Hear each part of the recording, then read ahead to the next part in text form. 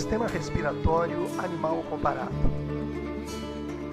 A respiração é uma das funções vitais dos seres vivos. Há uma necessidade de respiração por conta da produção de energia que este processo fornece.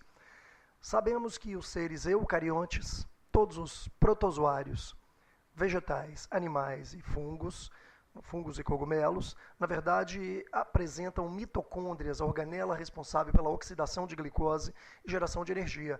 Tal energia, então, transferida dos alimentos para as moléculas de ATP, adenosina trifosfato, que serão estudadas em um outro momento. Portanto, são baterias de energia que são carregadas a partir do processo de respiração aeróbia. Existem outros processos, como a fermentação, que não serão discutidos agora, ok? Comparando os ambientes da atmosfera terrestre e ambientes aquáticos encontrados na Terra, nós temos uma classificação, ou melhor, uma porcentagem de gases atmosféricos que incluem 78% de nitrogênio molecular, 21% de oxigênio molecular.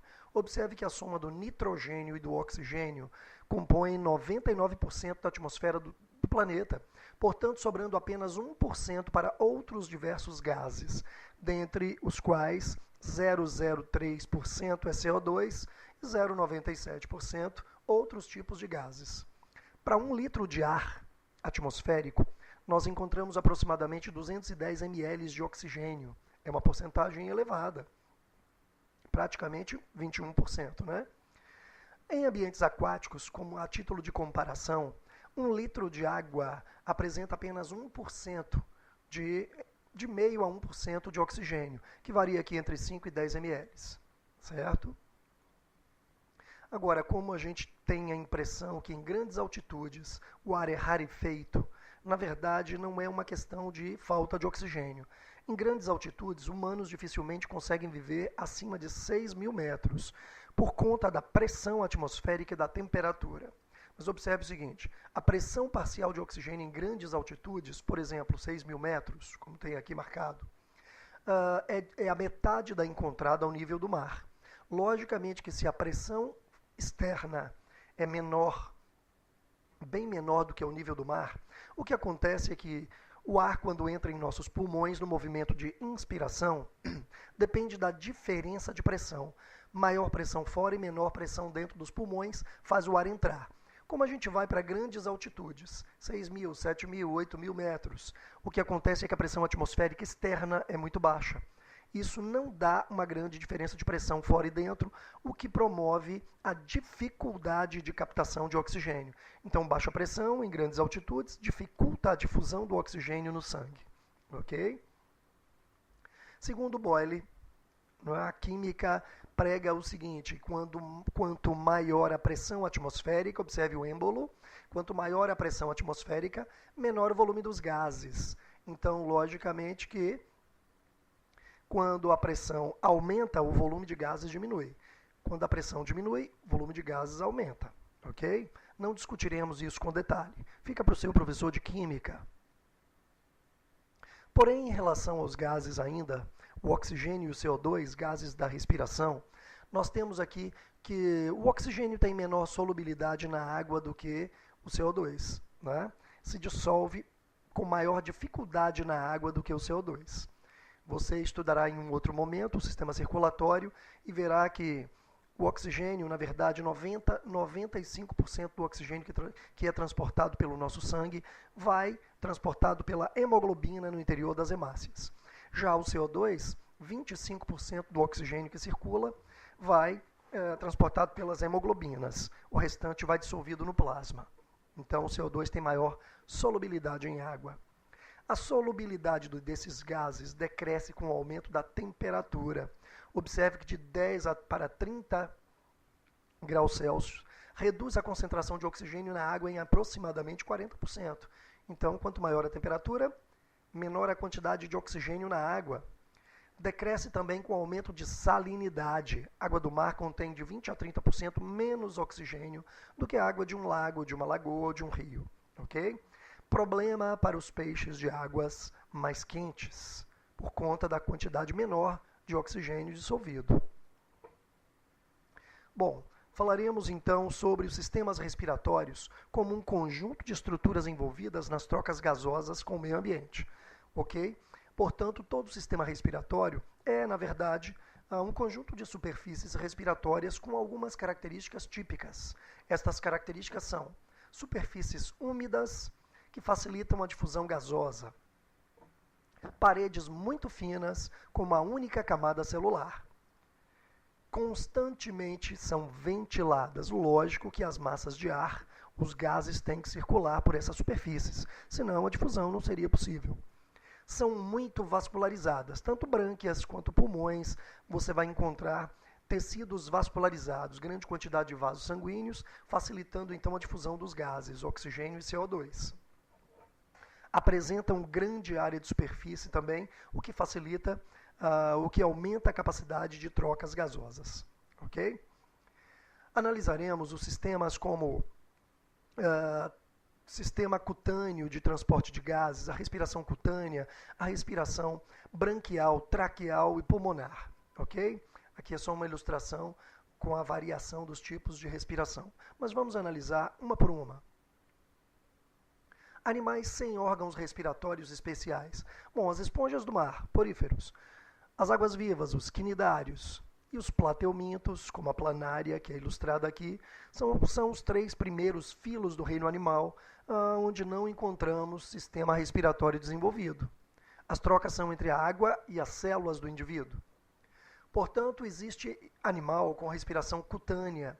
Observe, através da pele fina, permeável, de alguns animais, como plateumintos, nemateumintos, vermes cilíndricos, anelídeos, equinodermas, como a estrela do mar, o ouriço do mar, os anfíbios, sapos, rãs, gias, pererecas e salamandras, são, na verdade, animais que apresentam uma capacidade de respiração através da pele. Observe que o oxigênio se difunde através das camadas de células, direto para os vasos sanguíneos logo abaixo da pele. O CO2 faz o trajeto inverso. Respiração cutânea. Alguns artrópodos, por exemplo, apresentam respiração traqueal. Insetos, escorpiões, aranhas, centopeias e outros apresentam tubos finos e ramificados, como se pode observar no desenho, que conduzem o ar atmosférico para o interior dos tecidos e lá os gases se difundem para as células, não dependendo de um sistema circulatório. Observe que esse grupo de animais apresenta uma tubulação que conduz ar no interior do corpo, com várias aberturas na superfície corpórea, denominadas espiráculos. Aqui eu tenho a foto de uma traqueia de inseto com suas ramificações conduzindo ar pelo interior dos tecidos. Respiração traqueal. Em animais aquáticos, basicamente a respiração é branquial, na grande maioria. Portanto, brânquias são prolongamentos laminares da superfície corpórea em contato com a água. Apresentam uma grande vascularização sanguínea. Por exemplo, encontramos em equinodermas, como a estrela do mar, em vermes marinhos, poliquetas, encontramos em moluscos, como as lambretas, ostras e outros, encontramos em lagostas, camarões e mãe do camarão, lagosta, já falei, pitu e outros. Ok? As brânquias são especializadas em retirar oxigênio dissolvido no meio da água, das moléculas de água. Como funcionam? Aqui eu tenho o axolótl, a larva de salamandra. As brânquias são externas, observe. Brânquias vermelhas, com grande vascularização sanguínea. As trocas gasosas são feitas entre o sangue que circula aqui e a água do ambiente. Bom, em peixes, a água entra pela boca e sai pelas brânquias. Observe as dobras das brânquias abrindo o opérculo, esse osso lateral que o peixe ósseo tem. Você observa camadas de brânquias. A água corre por entre as dobras das brânquias, que são vascularizadas, e o oxigênio se difunde da água para os vasos sanguíneos, o CO2 dos vasos sanguíneos para a água. Portanto, as trocas são feitas através das brânquias em animais aquáticos. Em animais terrestres, em sua maioria, você tem aqui, lógico, os pulmões. Como exemplo, o pulmão de salamandra, pulmão de anfíbio, pulmão de répteis, como lagartos e outros, pulmão de mamífero, como o ser humano. Vamos analisar a partir de agora, então, o sistema respiratório humano.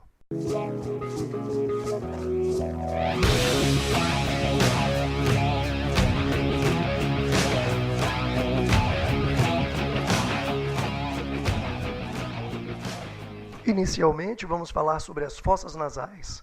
São cavidades de entrada do sistema respiratório. Observe que as narinas dão entrada às fossas nasais, que se estendem desde a base do nariz, por baixo do olho, até a base da orelha, né? Portanto, são longas cavidades. Duas cavidades, direita e esquerda, que têm funções específicas. Dotadas de pelos e glândulas secretoras, servem para aquecer o ar quando o ar entra pelas fossas nasais. Devido à grande vascularização sanguínea nessa cavidade, o ar é aquecido para chegar nos pulmões na temperatura adequada. Também, devido à circulação sanguínea, há grande umidade nas paredes das fossas nasais, o que umedece o ar, facilitando inclusive as difusões gasosas. Também, devido à grande quantidade de cílios na entrada do aparelho respiratório, as fossas nasais funcionam como sistema de filtragem, retendo partículas de poeira, partículas de todo tipo, que não deveriam chegar aos pulmões. Portanto, filtram o ar. E ainda, com grande quantidade de terminações nervosas, dá sensibilidade, a sensibilidade do olfato, sentindo o cheiro das coisas, dos alimentos e tudo mais. Nós sabemos que o olfato está conectado diretamente ao paladar. Então, grande quantidade de terminações nervosas dão essa sensibilidade às fossas nasais. Além do mais, a voz, quando o ar vem dos pulmões, faz as cordas vocais vibrarem. A ressonância da voz é na cavidade bucal e nas fossas nasais. Funciona como uma caixa de ressonância, amplificando o volume de voz. Ok? Então, repare que as fossas nasais têm muitas funções. Logo após as fossas nasais, temos a faringe, que é apenas um tubo muscular que se comunica com o aparelho respiratório e com o aparelho digestório através da boca. Subdividida em 3 regiões. Região mais próxima às fossas nasais, temos a região nasofaríngea. A região mais próxima à boca, temos a região orofaríngea. E a região próxima à laringe, laringofaríngea. Então, faringe subdividido em 3 porções. Logo abaixo da faringe, que se bifurca, nós temos a laringe. A laringe é um tubo curto, com anéis de cartilagem, de sustentação, com uma abertura chamada glote e uma parede muscular, que é uma espécie de tampa da glote, denominada epiglote.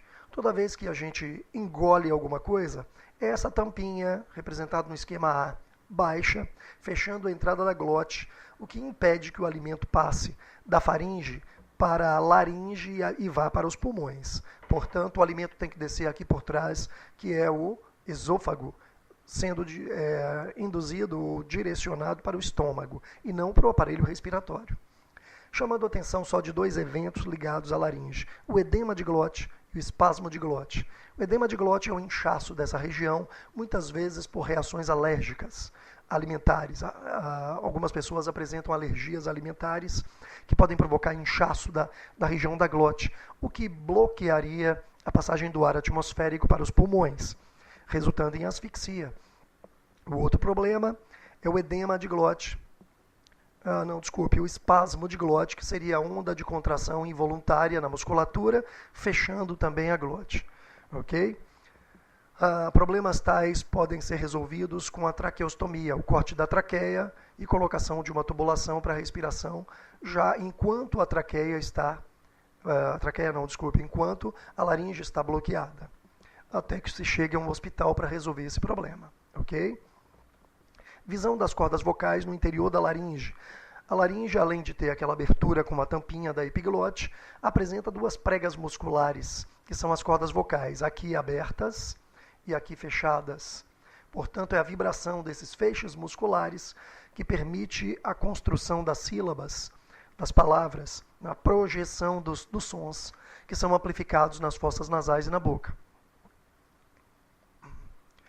A seguir, a laringe, temos a traqueia, que é um tubo muscular, repare, todo envolvido por anéis de cartilagem para evitar o seu fechamento, que varia de 12 a 15 centímetros de comprimento, depende do tamanho do indivíduo, com 1,5 cm de diâmetro. Formada de 16 a 20 anéis cartilaginosos, a traqueia é apenas um tubo respiratório, com um revestimento interno epitelial, todo ciliado, para facilitar a expulsão das secreções do aparelho respiratório. Então apresenta cílios e células mucosas para reter partículas.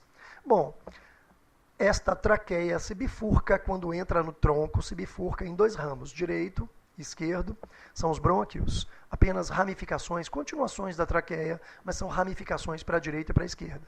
Quando os brônquios penetram nos pulmões, se ramificam em dezenas de ramos menores, que são os bronquíolos, ramificações dos brônquios que formam a árvore respiratória. Então, já citamos até agora fossas nasais, faringe, laringe, traqueia, brônquios e bronquíolos. Dando continuidade à sequência de órgãos, nós temos aqui os pulmões, que são dois órgãos especializados nas trocas gasosas entre o ar atmosférico e o sangue. Então, em torno de 25 centímetros de comprimento, 15 centímetros de diâmetro, pesando os dois em torno de 700 gramas, quase 1 quilo, né? Localizados na região central do tórax, direita e esquerda, a região denominada mediastino. Observe esse espaço aqui, que seria o espaço do coração. O coração está no centro do mediastino. Os pulmões são subdivididos, o direito em 3 lobos e o esquerdo em 2 lobos apenas. Envolvidos por 2 membranas de proteção, membranas epiteliais, que são as pleuras, com uma pressão negativa entre elas, aproxima as pleuras bastante uma da outra. Bom, os pulmões, na verdade, são uma parede de alvéolos, na verdade chamado parênquima pulmonar, construído por milhares de alvéolos nas terminações dos bronquíolos, que vamos analisar melhor. Porém, aqui eu tenho a visão dos 3 lobos do pulmão direito e os 2 lobos do pulmão esquerdo. Vamos dizer assim, um pulmão fresquinho, retirado de um cadáver recente. Aqui nós temos a imagem de um pulmão já desidratado por conta do tempo de morte, de alguém que não fumava. A comparação com o pulmão de alguém que fumava. Observe a cor escura dos pulmões por retenção de partículas de todo tipo, de resíduos atmosféricos, de secreções. Portanto, a dificuldade da troca gasosa depende dessa quantidade de muco acumulado com partículas de todo tipo no interior dos pulmões. Cada pulmão é formado por um conjunto de milhares de alvéolos. Pulmões humanos contêm aproximadamente 150 milhões de alvéolos. O que são alvéolos? São saquinhos membranosos envolvidos por vasos sanguíneos, como você pode ver no esquema, onde o sangue venoso que entra nos pulmões, aqui representado pelo vaso azul, traz o gás CO2, que por estar mais concentrado no sangue, se difunde para dentro dos alvéolos. O ar atmosférico que preenche o interior dos alvéolos, com uma pressão maior de oxigênio, de 160 milímetros de mercúrio, acaba tendo uma pressão maior de oxigênio dentro do alvéolo do que no vaso sanguíneo. Logicamente que o oxigênio mais concentrado no alvéolo é transferido ou se difunde para o interior do vaso sanguíneo, capturado pelas hemoglobinas das hemácias e transportado pelo sangue. Este fenômeno de troca respiratória no interior dos alvéolos denominamos hematose, movimento respiratório. No movimento de inspiração, observe que o diafragma contrai e os intercostais também, levantando as costelas. A caixa torácica se abre, o que faz o ar entrar devido à diferença de pressão, maior fora e menor dentro. No movimento de expiração, que é o inverso, observe que o diafragma relaxa, subindo, os intercostais abaixam, comprimindo a caixa torácica, o que diminui, aumenta a pressão interna, lógico, e faz com que o ar saia em direção ao meio externo devido à diferença de pressão. Ok? Concluindo a nossa aula de hoje, vamos falar sobre a capacidade respiratória vital. Bom, os pulmões apresentam uma capacidade total de 5 litros de ar circulante. Destes 5 litros de ar, meio litro aproximadamente, numa inspiração normal, quando você faz aquela inspiração curtinha. 3 litros e meio, uma inspiração forçada até o limite da inspiração. Você tem aqui uma média de 4 litros de ar circulante, mais 1 litro aproximadamente de ar que fica no interior dos pulmões, o ar residual, que preenche o interior dos alvéolos e que não pode ser expelido nunca na sua totalidade, perfazendo o total de 5 litros de ar circulante nos pulmões. Ok? O centro respiratório dos mamíferos, praticamente, é controlado por uma região do sistema nervoso central, a região denominada bulbo. Está aqui o bulbo, logo abaixo da ponte, ou protuberância, onde tem acima o encéfalo, né, o cérebro, cerebelo, portanto a região do sistema nervoso central, lá no início da medula raquidiana, nós temos o bulbo. Como é a percepção do controle nervoso? Em primeiro lugar, o controle do sistema é automático, sistema nervoso autônomo, de forma involuntária isso acontece. O bulbo é o centro do controle, sensível a variações de pH sanguíneo. Quando o CO2 sobe no sangue e o oxigênio diminui sua quantidade, o sangue se torna venoso, passando pelo bulbo. Então, receptores neurológicos podem perceber a taxa menor de oxigênio e maior de CO2, especialmente o CO2, que tende a reagir com água e formar ácido carbônico, o que baixa o pH sanguíneo.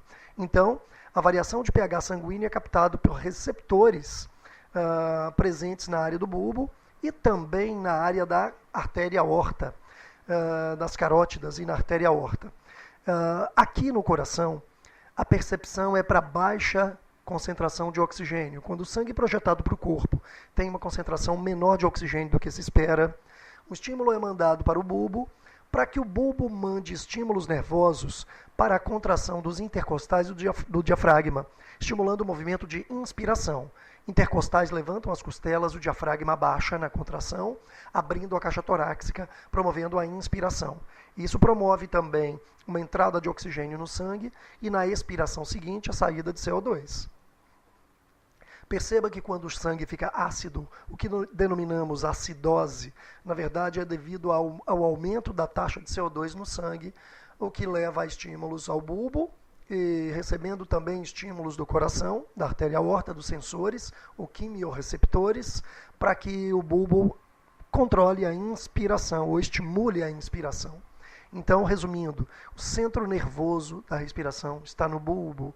Ele recebe estímulos do CO2 na concentração sanguínea e estímulos da artéria aorta e carótidas em relação à concentração de oxigênio, promovendo a inspiração e a captação de mais oxigênio. Ok?